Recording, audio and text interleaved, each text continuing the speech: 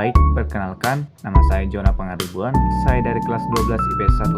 Di sini saya akan menjelaskan tentang bab 3, yaitu pengaruh kemajuan iptek terhadap Negara Kesatuan Republik Indonesia. Dalam kehidupan kita sehari-hari, iptek ada dua dampak, yaitu dampak positif dan dampak negatif. Di sini saya akan menjelaskan dampak positif dalam kehidupan kita sehari-hari, yaitu yang pertama, aspek politik, yaitu mempermudah seseorang dalam mendapatkan berbagai hal. Selanjutnya, kita dapat dengan mudah mendapatkan berbagai hal, membantu sesuatu penyelesaian masalah manusia. Yang selanjutnya, membantu kehidupan menjadi lebih maju, mempermudah dan mengoptimalkan suatu bisnis, komunikasi, dan semakin mudah. Dalam pemerintahan, jika suatu iptek digunakan dengan baik, maka akan terjadi pemerintahan yang bersih dan kuat, di mana korupsi dan nepotisme tidak akan terjadi. Kedua, dampak positif dalam bidang ekonomi. Dalam bidang ekonomi, teknologi berkembang sangat pesat. Dari kemajuan teknologi tersebut, kita dapat merasakan manfaat positifnya, antara lain sebagai yang pertama, pertumbuhan ekonomi yang semakin tinggi. Yang kedua, terjadinya industrialisasi. Yang ketiga, produktivitas dunia industri semakin maju. Yang ketiga, dampak positifnya bagi sosial budaya, yaitu pertukaran informasi yang cepat, mudah mempelajari tata nilai sosial budaya, meningkatnya daya pikir dan kepekaan individu, memudahkan berkomunikasi dan mudah belajar bahasa, dan selanjutnya bisa menjadi sarana pelajaran.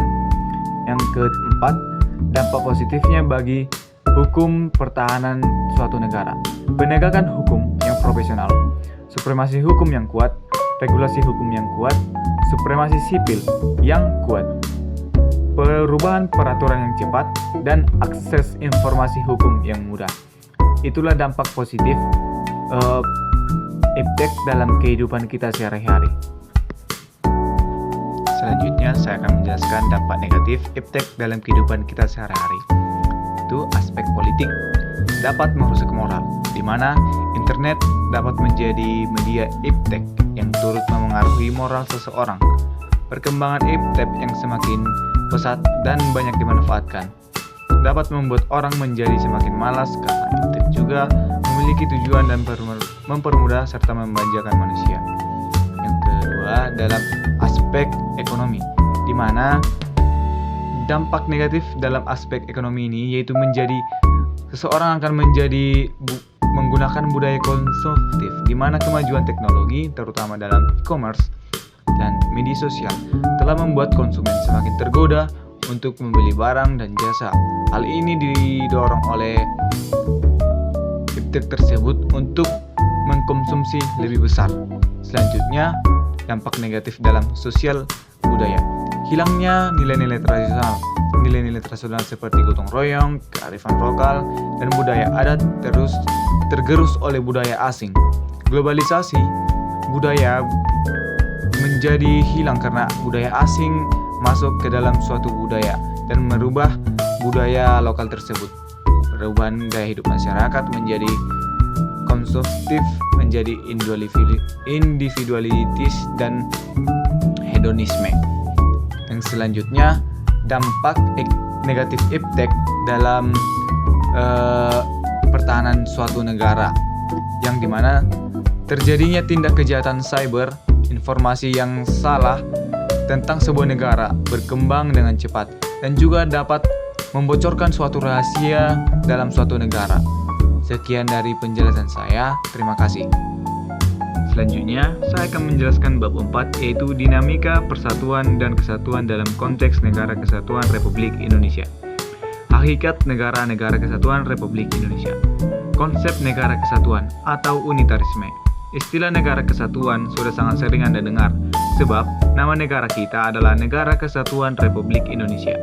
Negara kesatuan mempunyai dua sistem, yaitu sentralisasi dan desentralisasi.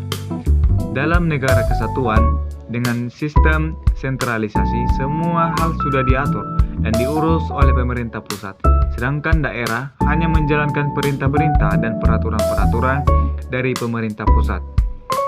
Karakteristik Negara Kesatuan Republik Indonesia.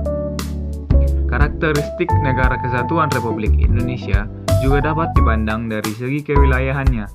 Pasal 25A Undang-Undang Dasar NRI tahun 1945 menentukan bahwa Negara Kesatuan Republik Indonesia adalah sebuah negara kepulauan yang berciri Nusantara dengan wilayah dengan batas-batasnya dan hak-hak yang telah ditetapkan oleh undang-undang.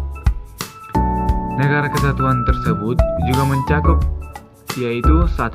Kesatuan politik, kesatuan sosial budaya, kesatuan hukum, kesatuan ekonomi, serta kesatuan pertahanan dan keamanan. Demikianlah penjelasan saya dari bab 3 dan bab 4. Sekian dan terima kasih.